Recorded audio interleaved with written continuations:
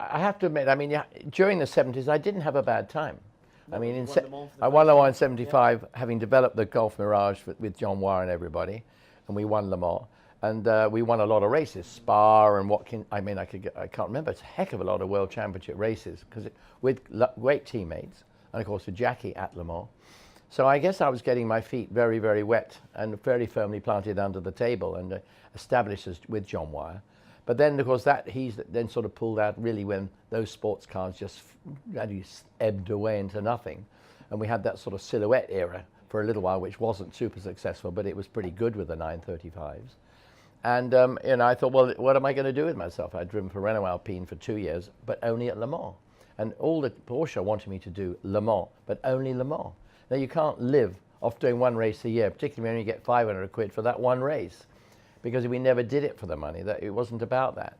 So when I got the opportunity to drive the little Carrera GTS, or the GTR as it was called, which I still have a road version of that now, when I had that opportunity, I jumped at it.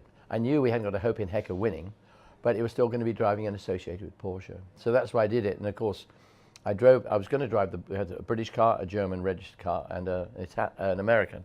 And I was going to drive with Andy Rouse and Tony Dron, and we qualified and everything.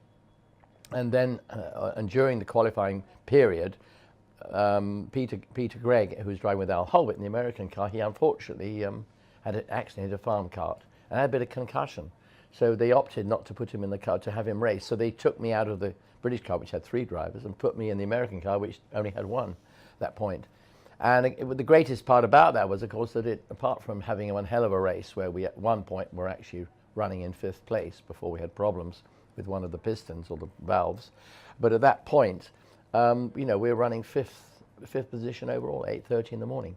But from that, of course, I got this great relationship with Al Holbert, who 2 or 3 years or a few years later, he and I became teammates with the Lowenbrau Porsche 962.